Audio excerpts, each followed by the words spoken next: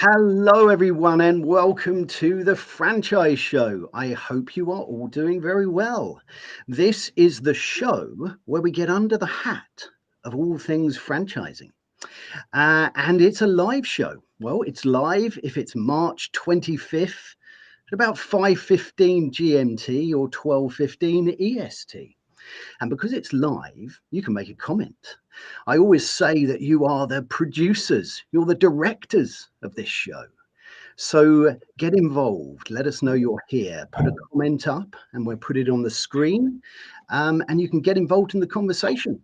So what do? Each week we take a new topic in franchising and we have some lovely guests.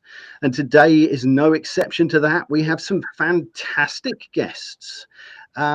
So first of all, I'd like to introduce the topic for today. And the topic is nurturing a franchise lead. And I think as a franchisor and a franchisee and anyone in the industry, this is something that's really important to know how we go through this process together. So without further ado, let me introduce our wonderful guests. First of all, you will know the lovely Brittany Satterfield from Impact Digital Marketing. Your QR code is there. And with Brittany, we have Rick Finkelstein. Rick and Brittany, welcome to the Franchise Show. Thank you. Thanks for having us. Glad to be here. You are most welcome. So look, I think what we're going to do first off today is we're going to do a couple of little introductions. We're going to start ladies first with Brittany. And perhaps you could not only introduce yourself, few people will know you, a few won't, but also just sort of let us know your relationship and how you've got to know Rick in the little square above you.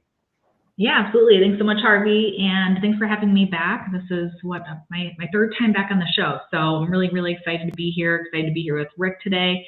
I'll do a quick introduction to myself for those who don't know me. My name is Brittany Satterfield. I am the founder of Impact Digital Marketing. Harvey has my logo on the right-hand side, but we are a full-service digital marketing agency. We help franchises not only grow as a franchise to acquire more franchisees, but also to help them become a bigger brand and support their franchisees with local marketing. So today, our topic on nurturing franchise leads, I'm really, really excited about, because in marketing, it's not just about lead generation, getting those contacts and building that, but how do you nurture them into qualified leads? How do you attract the right ones? And I've been working with Rick for a couple of years now, and over at Bred, help them implement different strategies to help them not only acquire leads, but putting in the right systems and tools and resources to help them nurture their leads. So I brought in Rick today. He's very, very excited to be here, and I'm sure we're going to introduce him next. But thanks for having me, guys. We certainly are. Brittany, thank you so much for that wonderful introduction. And I think our audience really appreciate understanding what it is you do and, of course, how you know the wonderful Rick. Now, Rick, welcome to the show. We are going to get to you now for an introduction. And I will say today we are going to do some egg-based puns. I'm going to encourage these egg-based puns. OK, so I'm sure what you are going to say is excellent. There you go. I'm very excited to be here. If you can see my shirt, I'm Rick Finkelstein. I'm the director of franchise development for Bred. My wife Karen and I handle all of the people that want to become franchisees. We take them through a system. I've been in real estate. I got my real estate license in 1988. We did real estate for a lot of years, got out of real estate, got into the movie business for about 14 years, made horror films with my wife when the real estate market fell out.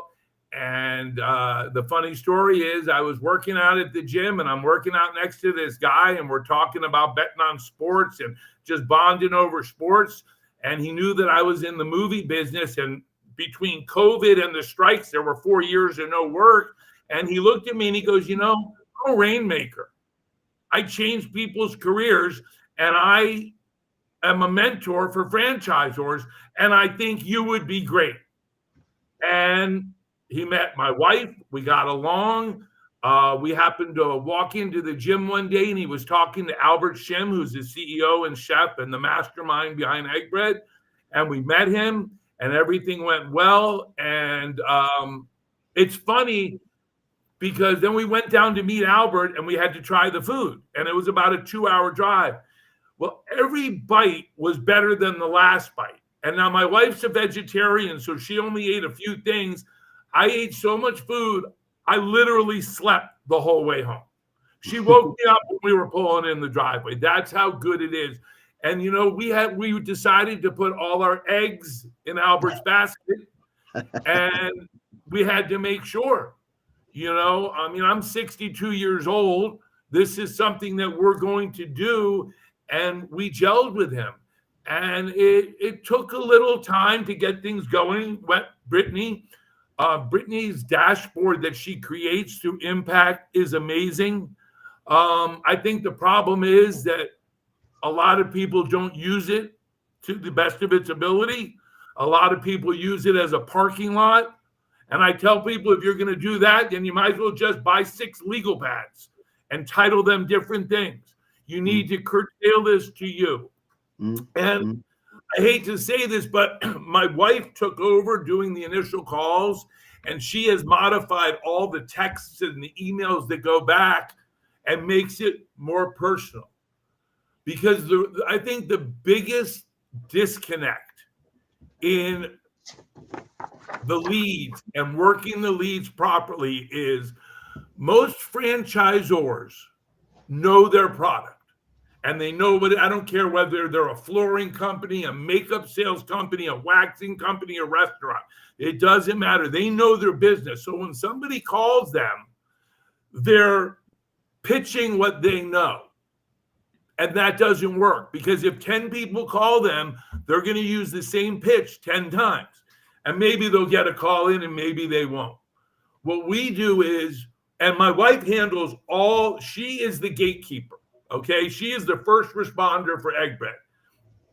And what happens is you have 60 seconds, basically 30 to 60 seconds to connect. Get something that there's something there. I don't care if it's you grew up in the same place, you like the same sports team, you eat the same food. You find something to connect with these people because people want to feel connected with. You know, think of all the people that you call or the businesses, and you have to hit 3. Is this your answer? Yes or no? Hit 5.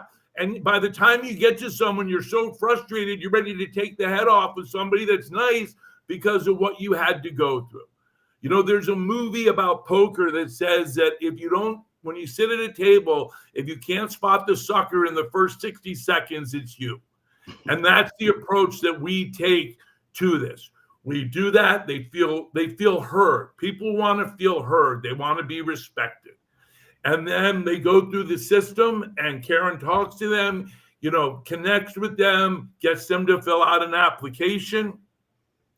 When the application comes in, then we review it. If it's questionable, I'll call them, ask them, you know, what about this? What about that? There's always different parameters, you know, it's not cut and dry. No, I love that. I love that. I think it's great to understand, you know, where you've come to get to be involved in this fantastic industry. Everyone I speak to has always come through a different route, and it's fascinating to hear that. Before we get into this topic a little bit more, I want to recognize a few people who are here with us already today. First of all, we have the lovely Penny Hopkinson. It's always good to have Penny with us. Penny's put, hello everyone, looking forward to hearing all about nurturing franchise leads. And Penny is one of our wonderful supporters. There's your QR code, Penny. And Penny wrote a fantastic book. Now, I always show her book because that's the sort of guy I am, but is her book going to be the right way round today? No, it's not. Well, but if you want to get your franchise manuals the right way round, then talk to Penny. And I came up with that advert all by myself, Rick. Great to have you with us, Penny. Who else have we got? We've got the ever wise Simon Wise, and it's always good to have Simon with us. Always adds value to these conversations. And Simon has put, hello, franchise friends, escaping the IT nightmare for some light relief with the franchise show. Yes, I do. I am aware that unfortunately Simon has had a few tech issues today that have been causing him a big headache. Let's have a look who else we've got. We've got the lovely Ed Pennell. Great to have you with us, Ed. Or egg. And Ed has put, careful, Harvey, you'll end up with egg on your face. You see, we're getting into the buns. Keep them coming, keep them coming. And who else have we got? We've got the lovely Darren with us. And what has he put here? Built the KLT early. Know, like, trust. Yes, absolutely. I love that. We're going to come back to this point, actually, Darren, because this really feeds into what Rick was saying there at that early stages. So we're going to come back after we have recognized two more people. Let's have a look. We have the fantastic Nikki Senior with us. Nikki is a franchise expert here in the UK and has founded a great resource for franchisors called The Bridge. So please reach out to Nikki and her partner Tim for that. And Nikki's put, hello everyone, finally made it. Well, it's always good to have you here with us, Nikki. And finally, we have Bob with us. And Bob's put, hi everyone, sorry for being late. Well, look, you don't have to apologize, Bob. It's always good to have you with us at any time. So Rick, let's go back to this one and put it on the screen. I made a couple of notes while you were talking there, actually, and one of the ones you were just beginning to talk about poker and, you know, reading that room. And I really like what you were saying there about when your wife said that she was the gatekeeper and she just gets to know whether there's something there, because we're starting at the beginning of this process when we're getting a lead and we're talking about nurturing these. But the very first thing that you do, it's very intuitive, I think. You know, you've just got to have a feeling, you know, what is there to continue that conversation beyond those first few seconds or even few minutes. And you know, perhaps that's not quite as simple, but I really like that. You're getting to know, just as Darren's put there, you're getting to know, you're seeing if you like, they're seeing if they trust you at these early stages. But how, I suppose, and I'd like to bring Brittany in if I can now, but at that very early stage, you know, how do we sort of use a structured software to try and filter and, you know, put these intuitive conversations into an order that we can look at and judge and decide who to move on with? Yeah, I mean, when you're dealing with a lot of leads, say whether you're purchasing them through a directory, generating them through social, SEO, Google Ads, wherever, word of mouth, you know, you're generating leads, and every lead is valuable, right? So it would, in a perfect world, you're getting a touch point with every single one. You're getting on the phone, you're talking to them, but in the franchise space, that's just not the case. Not everybody's going to pick up the phone. Not everybody's going to be, hey, I filled out this form. Yes, I'm ready to buy today.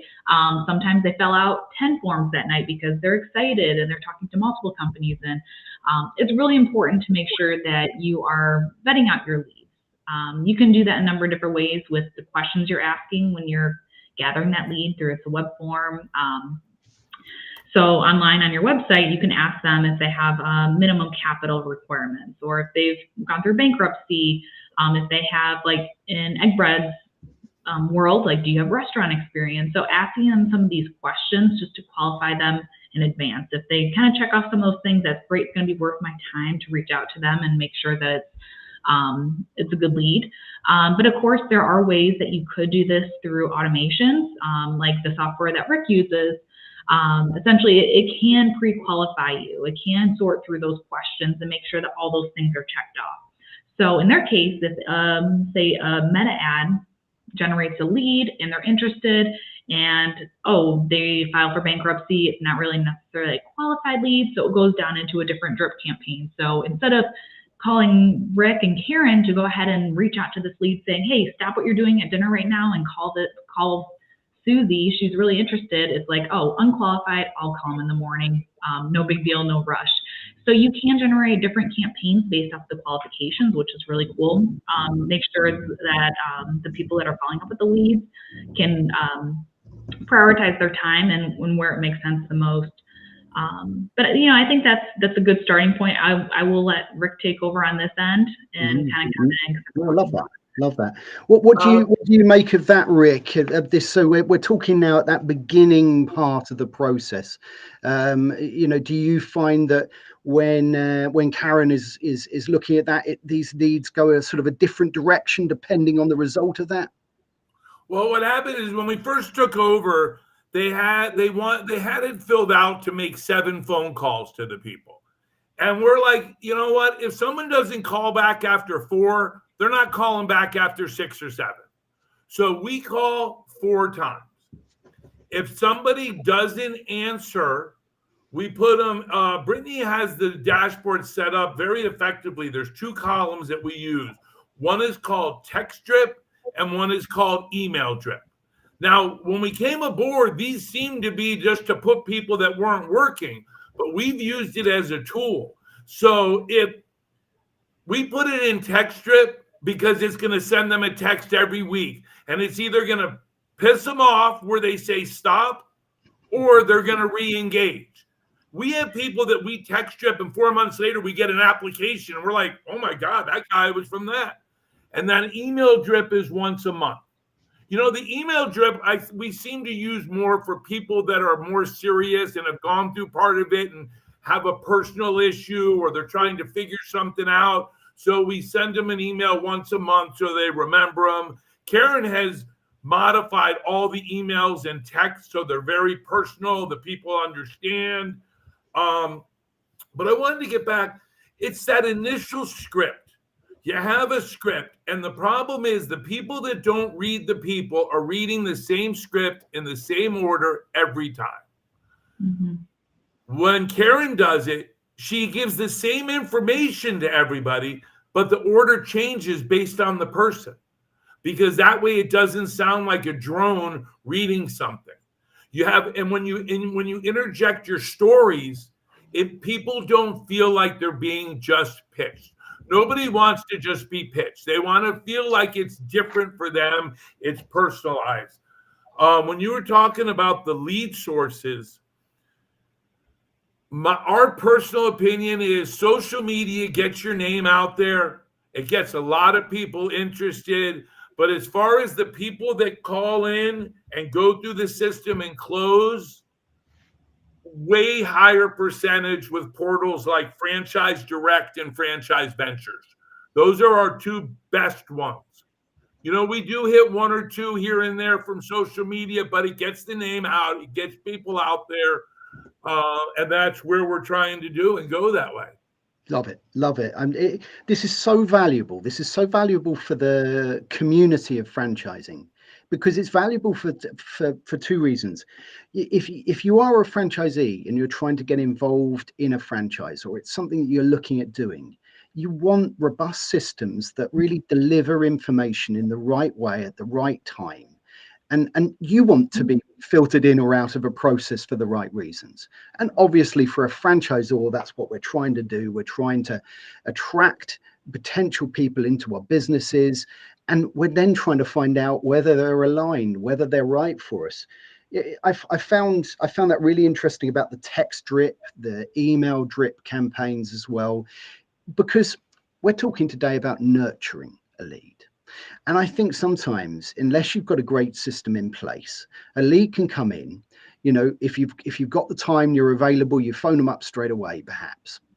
And then you have a conversation, and you might write that down in some sort of CRM system. And then you might have another conversation with them in a week's time, or you might follow up with an email, whatever your process is. What I like about that drip feeding, something that like you said, Rick, you can make that a personal text. You can make that a more personal email. It doesn't have to be the same. You know, you can make that personal to them. And I really like that. I also really like the fact that you mentioned the word stories, because I think when you talk to a prospective franchisee, you're sharing stories together. You know, it's powerful to share a story, you know, whether that's a story of another franchisee, a story of a challenge that's overcome. I think that really helps them understand what you're trying to do. I also think that the one of the big things about the stories is you get the back and forth. And where that really comes into play is we have 3 deals that probably would have died, but because we had such a personal connection back and forth, there was a way to figure out how to save the deal. And it was, you're talking 2 2-packs and a 3-pack. So that's 7 locations that would have went by the wayside if we wouldn't have had that personal connection. And that's the difference. And it's also, you want a personal connection, because what happens is after you go through, we do the initial, Karen does the initial call, and then once they do the application, it's approved, they go through the concept compatibility call, where we make sure that we're compatible, that we have common values and vision. You know, it's not about money. I mean, obviously it is about them making money, but it's not about selling a franchise. If this was just about selling franchises, Karen and I could probably close 2 a week. But we'd rather open 50 stores that stay open than open 100 stores and 20 close. Now, most people in real estate would say, oh, no, I like it the other way because I make 80 deals. But we're in this for the long game. You know, we believe money is round. It rolls to you and it rolls away from you. So if you play the short game to make money, it doesn't last. You got to play the long game. And the franchisees or prospective franchisees are looking to play the long game. A lot of them are leaving jobs that they've been doing for a long time, and they're believing in you. Listen, egg bread is egg bread. But if they didn't believe in Karen, they wouldn't get on the phone with us. And if they didn't believe in us, they wouldn't close. And then what happens is after we take them through all the calls, they come out to Discovery Day. We meet at the corporate office.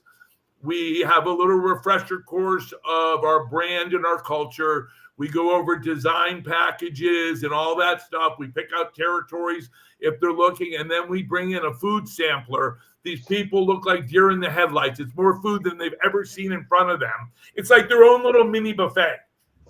And after that, Karen and I take them to the restaurant. They go in. Paul, who's our GM and trainer, Paul Nam, takes them through the restaurant, shows them everything from up front, the POS and the register. He goes through the whole line, takes them in the back by the dishwasher, goes by the storage and all that. And then we take them back to the office and go through the last little bit with them. Then they go and they decide whether they're coming aboard. It's very exciting because I believe in franchising. A lot of people are afraid to sign up in another state because they think you're not going to be able to get the product to them. And now we're going to be in Florida, California, Delaware, Pennsylvania, Virginia, Arkansas, Texas, Nevada. So we're getting there. We're working on another 7 or 8 states. Hopefully by the end of this year, we'll be in 20, 25 states. That's fantastic. I mean, you know, logistics wherever you are in the world is something to consider as part of this process. And when you're nurturing a lead, you're trying to fill someone with confidence that what they're about to do is something that is right for them. You know, I'm going to go back to something, Rick, that you said there about common values. I picked up, and I think it's really important to try and identify. You know, values sometimes is something that somebody will just sort of write down on a piece of paper and not look at for a long time. But true values, especially in franchising, if you're somebody who's had this gem of an idea and, well, let's say an egg of an idea and it's hatched. But if you've had this idea and you're wanting to build it and grow it via franchising, then it's so important that you instill your values into it. And therefore, in the recruitment process, when you're nurturing these leads, you've got to make sure also that they're matching in with your values as well. We've got a few questions, so I always like to get to the questions and the people that are here. So let's introduce a couple of new people who have joined us in the last few minutes. We have my very good friend, Matt Smith.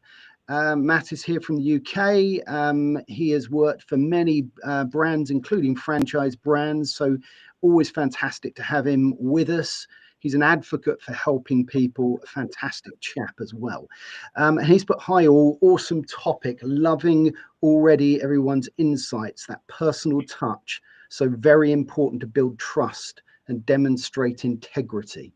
Yeah, absolutely.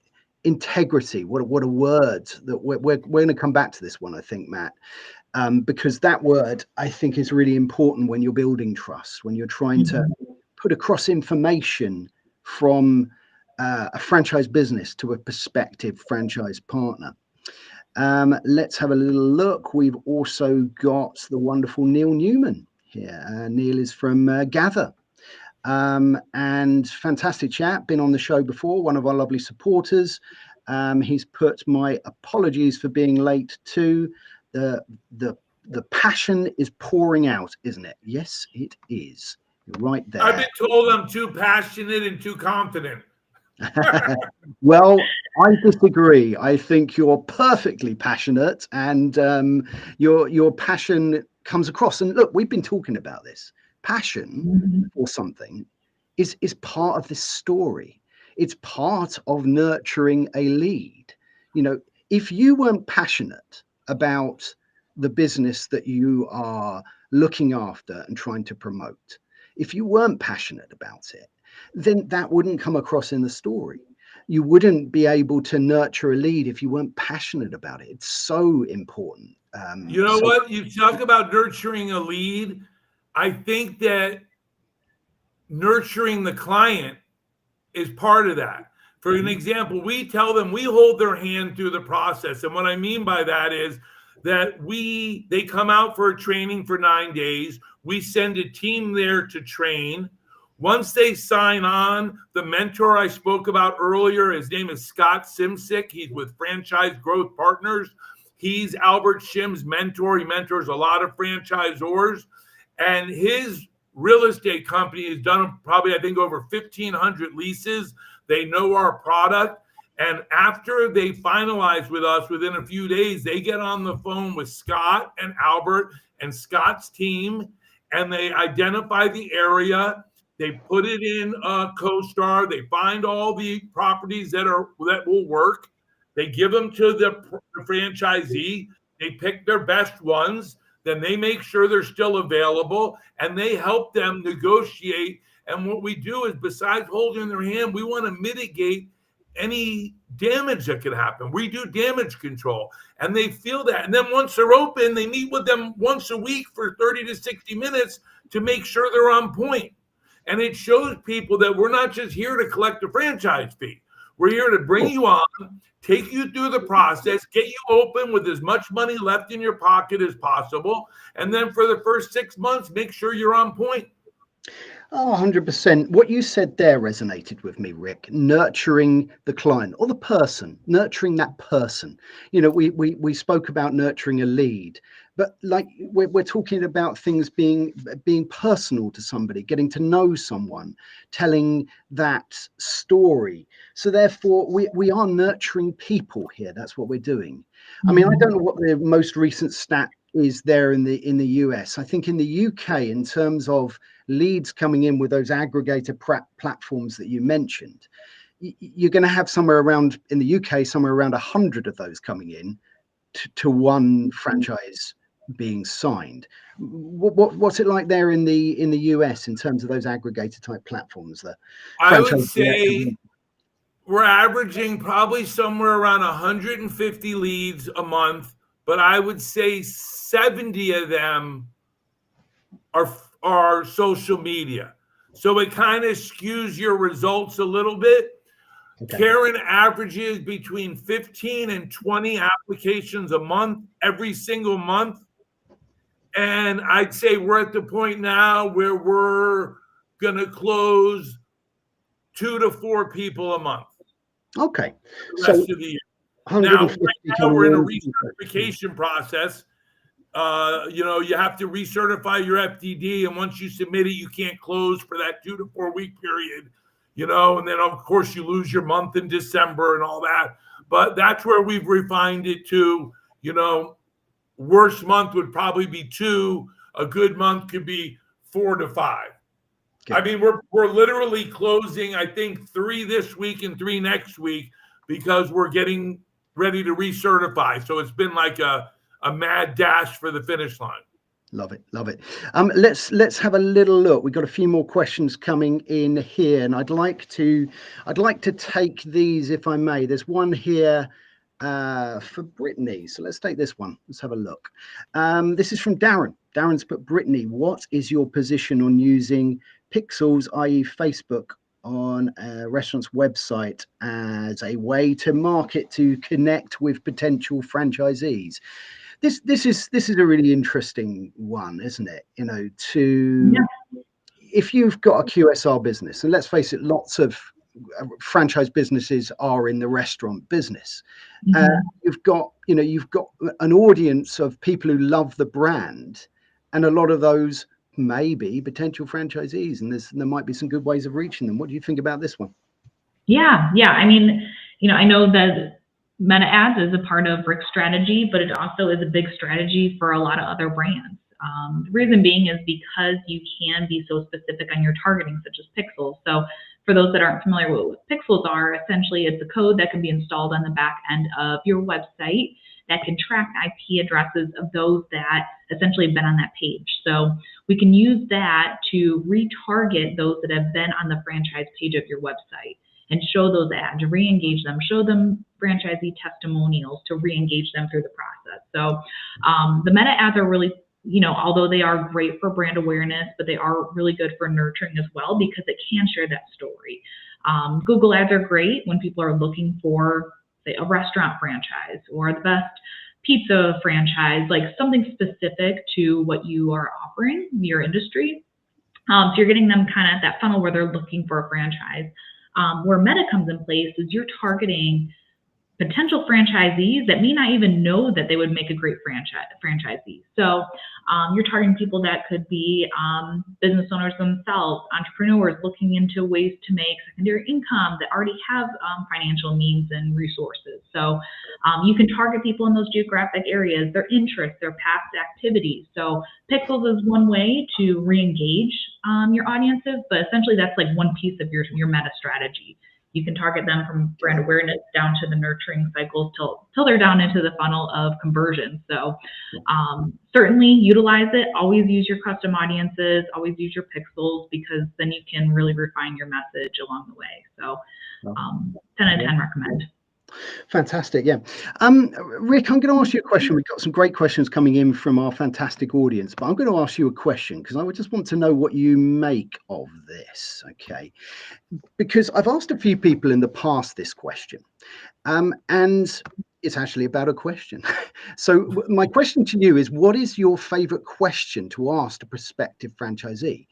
The reason I like this one is because I speak to franchisors all the time, and this one is really interesting because sometimes you get a question and it really gives an answer that gives you a bit of insight into that person when you're trying to see whether they're right for the business. Have you got a good question you ask a prospective franchisee? Apart from the normal one. You know what? Karen has usually gone through them, and I have all her notes, and we joke about it because when I did the original calls, my notes were like 2 words, 3 words. You could take Karen's notes and read them and you'd feel like you knew the people. So she has that. But I think the important questions are to find out whether they have passion for the food industry. They don't necessarily have to have worked in the food industry because, quite frankly, most of the people that have worked in the food industry have bad habits that we'd have to break and retrain to run this way. Having systematic approach. There's a word that the mentor likes to use, a maverick. We don't look for mavericks, somebody that you feel is going to want to change the menu or change the hours of operation. We want someone who's a team player, believes in our family values and core values. Listen, we're open from 7 to 2 and 7 to 3 or 4 on the weekends. We did this so that franchisees can go home and enjoy their life with their family. There's no sense making boatloads of money if you're going to die and leave it to someone else. You want to have your family to enjoy it and have family time. And that's what's important. So we want that, because you can hear from some people when they're on the phone that they're going to want to change the menu, or they're going to want to stay open till 8 at night, because in their mind, the more hours I'm open, the more money I make. And that's not our culture. We're trying to create something that gives someone that restaurant owner lifestyle without the chaotic schedule. Yeah, I love it. I think it's really important. I mean, you mentioned something there, and I think we'll get to this sort of middle section now of nurturing leads. But you were talking there about mavericks, and when we're trying to sort of discover what type of person somebody is, and it's always really hard. I'm going to pick up on something that Brittany says, and this thing about mavericks, because you said about that you might be targeting somebody who they might not even know they want to be a franchisee. And, it's sometimes very hard to sort of box off where you look for them. And I'm going to come back to this thing here that, if you've discovered that someone's a bit of a maverick, and I like that word, written that one down, because Scott's going to be very happy about that. I think most franchisors will relate to this, because sometimes when you're trying to find a franchisee, a franchise business owner, they're going to be entrepreneurial, and sometimes that word can have a degree of wanting to do things their own way. 100%. I had a chat with somebody the other day about ex service personnel, ex-military people. That make good franchisees. I know that that's very much the case in the US, and there are lots of companies that help facilitate that. But of course, if you've been in that environment where you need to work within a strict set of rules and parameters, you can't go outside it, but you're also used to doing the absolute best you can within that set of rules and regulations. Great place to look, isn't it? I think it comes down to humility. And the problem is most people don't understand what that word means. People think that being humble is talking like this, and I have a very simple. That's not. The basic definition of humility is remaining teachable. And if you can remain teachable, you can survive, and you can be successful, and you can flourish in any franchise that is set up for your success. See, they're not all set up for your success.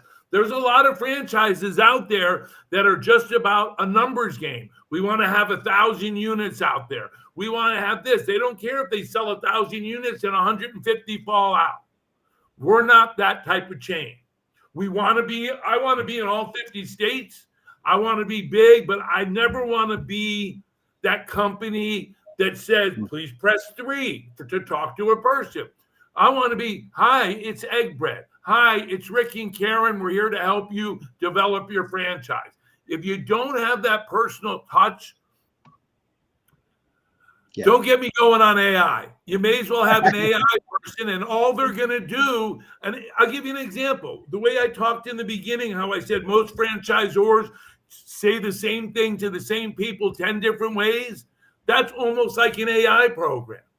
You've got to have that personal touch. They've got to feel your passion. They've got to believe in you and want you to reach out and hold their hand and take them that one step over that threshold of fear. And once they do that, and then they meet Albert and I, and we take them through that again in a different aspect. Plus, we have all of Karen's notes, so we have an advantage to be able to come up with I hate to say the word stories. I don't mean made up, but I mean stories from our past that resonate and are relevant. And that's how we go through. So by the time they come to Discovery Day, even though they've never met us in person, they feel like they know us. Some of them come up and give us big bear hugs. Like, that's how close they feel to us. It's really nice. No, it's fantastic. I'm going to pick up on something here because we're talking about nurturing franchise leads today and nurturing potential franchisees. And one of the things, a word that Brittany used there was re-engagement. And this is going to be a big topic. We'll probably need 4 or 5 of these shows to get through it. So hopefully you both can come back and continue this. But let's talk about re-engagement. So let's talk about, perhaps leads that have gone cold, or do we not let them go cold? Is it continuous? Do we continuously drip feed things? I think, Rick, you mentioned earlier, they're either going to get annoyed and they're not for you, or they'll be interested. Where do we find that balance? If they say no right away or they're not interested, they get put in disqualified. If we haven't had a response from them and they haven't answered, they either get usually they get text drip because it's going to hit them every single week, and they're either going to hit stop or they're going to re-engage. Our goal is to either get an application or get them into disqualified. Everything else is purgatory. Yeah, no, I get that. That's great to hear as well, because I think, sometimes people have this sort of safety net. If you look at franchise development professionals, if they've got hundreds of leads that are in the background there's this perceived, I've got lots of people that could be going ahead. But it's very important, like Rick just mentioned there, to get people through this procedure, through this funnel. If they're not interested and they're not right for the business, then they need to go and find something else that they are passionate about and they do love and they do want to do, rather than holding them there.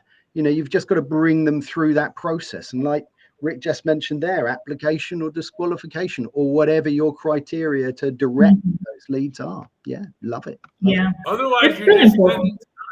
Sorry, Brittany, go. I was just going to quickly add, it's really important to make sure you aren't just like dropping them into disqualifying, but like understanding why they might not be disqualified too. So if they say flat out no, they aren't interested, they probably aren't going to, you can put them in disqualified, but keep them in that franchise emailed campaign. So when you announce your 50th location or your new location, your grand openings, they're getting those emails still, so that one day maybe that they re-engage, they see that and they're like, wow, this franchise is doing amazing. It doesn't take extra time out of your day to have that email go out. Costs like a fraction of a penny to send that. So it's really inexpensive to keep them on your email list, but don't waste your time on them. But I can't tell you, like, I've done several re-engagement campaigns from like old lists that are like, oh yeah, we've had these leads years ago. They were all dead. They never responded. I was like, okay, well, let's just do one campaign. Let's see how it does. Put them in a small text message drip campaign.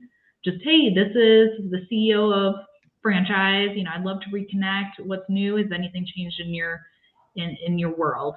And I can't tell you enough, like, how many times they've had back like leads that actually turn into a franchise just from a simple drip campaign that they thought was dead and gone years ago.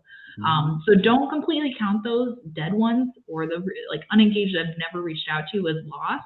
Save them and try to re-engage them back with the simple mass text campaign.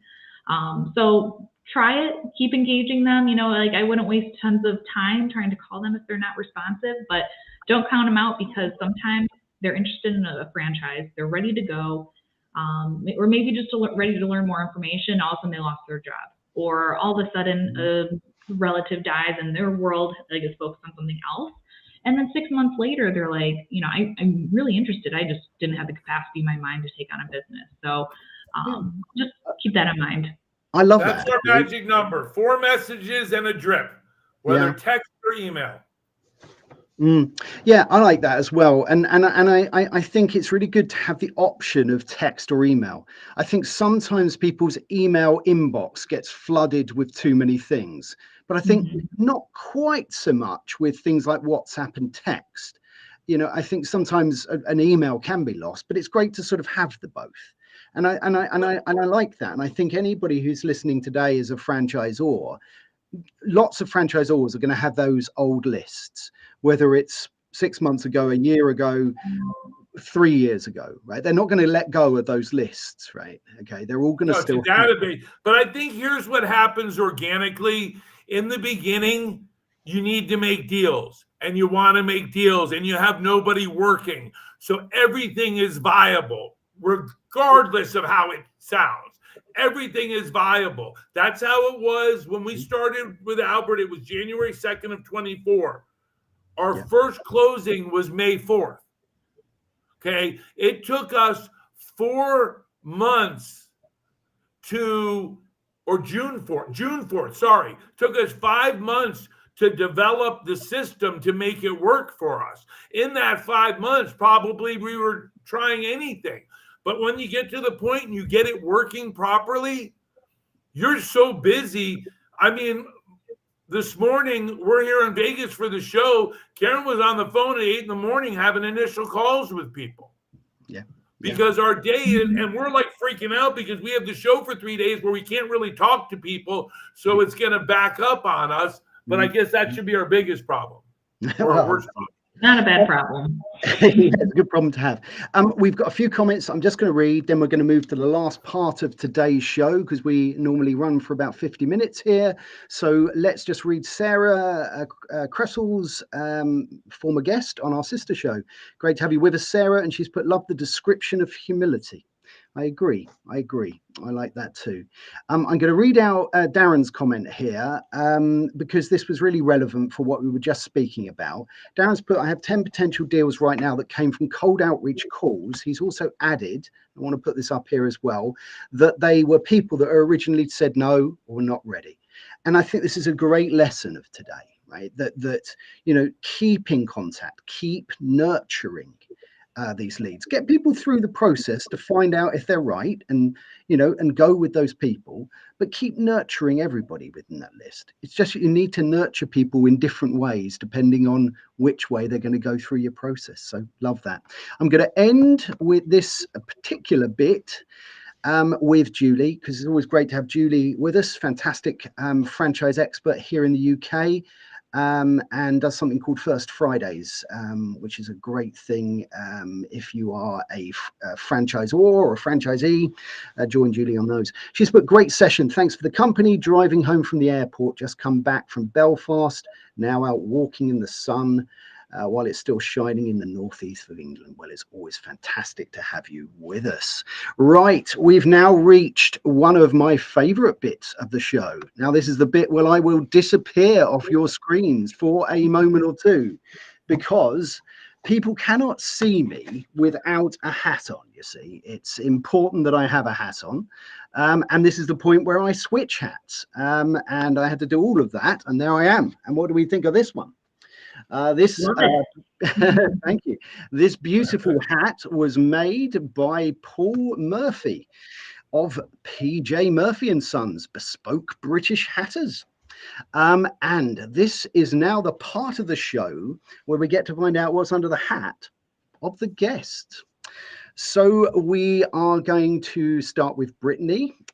We've done this before, but let us know either something we don't know about you, maybe somebody famous you've met, or a claim to fame, and then we'll get to Rick. Okay, awesome. Gosh, something you guys don't know. I mean, I'll try to relate it back to the franchise space, but I actually got impacted into the franchising marketing space because I considered franchising my company for digital marketing. Okay. It was a big discovery process of wanting to go through that. I know if there are any franchisors listening right now, you know that there's a lot that goes into becoming a franchise. There's a lot of processes like documentation, from the lawyer side, costs, like there's a lot that goes into that. So it took me a while to go through that process of understanding, is this right for my business, where I want to go? And through that, I really enjoyed learning more about franchises. So we've come into specialize that over the years, and really enjoyed working with franchises in a lot of different ways. So, we didn't decide to become a franchise, at least not yet, maybe not in the short term, but for now we are enjoying really helping franchises across the that's fantastic. country in that way. So it's great. It's great to understand your sort of route into franchising as well. So look, we're gonna speed through this as well. So Rick, now you gave us some insights into a very varied career. And my goodness, I sometimes ask if someone has ever met anyone famous. I imagine you have met quite a few with your time in the movie industry. I mean, share one story. We could probably be here for about 3 hours, but all right, I'm going to share one story. But first, I want to say, before I share the story, that anybody who is considering franchising and is a franchisor, that Franchise Growth Partners and Scott Simsick is the best mentorship that I've seen, and I've been in real estate for a lot of years. Great. So that being said, Rick, just quickly on the screen now, top left is a QR code to take people to Egg Bred as well. So anyway, awesome. Egg Bred, the best breakfast sandwiches you'll ever have. Unbelievable taste. Okay, so let me tell you, I was filming a movie called How Sweet It Is. It was a musical comedy. It had oh my God, Eddie Griffin, Joe Piscopo, Erica Christensen, and we were filming, and Joe Piscopo's agent said, hey, there's this horror movie we've been trying to make forever. It's called Death House. It was written by Gunnar Hansen, who's the original Leatherface in Texas Chainsaw Massacre. And so I was like, okay, yeah, sure, we can do it. I get back from California to Florida. This is when I lived in Florida. And I get an autographed picture with him in full garb as Leatherface that said, Rick, let's make a movie. And you know what it was? It was because of the same thing we were talking about before. It was the passion and the confidence. It was the fact of making him feel heard. It was the fact of wanting to hold someone's hand and take them through the process. It really comes down to believing that your success is our success. And if we believe that, like we do with Egg Bred, that means that any franchisee that comes aboard, we're going to do everything we can to get them open with as much money left in their pocket, with as less headaches as possible, and to be as successful as they can and train them. Because with their success, we're successful. That makes Brittany successful. That makes Franchise Growth Partners successful. It becomes, instead of a vicious circle, it becomes an awesome circle that keeps going around and everybody does well. And we become one big family. Fantastic. Love it. Thank you both for sharing that as well. Great stories. And that's part of what this was all about today as well. We really almost do have to go, but I do promise you that you get to ask me one question. So because I've been asking you questions all evening or afternoon for you. So either one of you can ask me one question as well, if you would like. Any question you like. Well, I'm kind of curious on your celebrity. Who have you met? Because I feel like you've asked that. I'm like, who does Harvey know now? That's a good question. Have I met anyone famous? Yes, I have. I met a comedian in the UK called Greg Davies, and I met him in a pub in Hastings, and he spilt some sambucas on himself, and I was a bit starstruck. And my wife said, why didn't you get his autograph? And all I said to him is, you smell like aniseed. That's all I managed to say to him. So it wasn't particularly slick. But there you go. You know, it's funny you said that. I don't get starstruck around them, but Quentin Tarantino is my favorite. And I happened to be right next to him. I couldn't get a word out of my mouth. And he was the only one. Let me ask you a question. How long have you been doing this with franchises? How long have I been doing this? Well, I've only been in franchising for 2 years.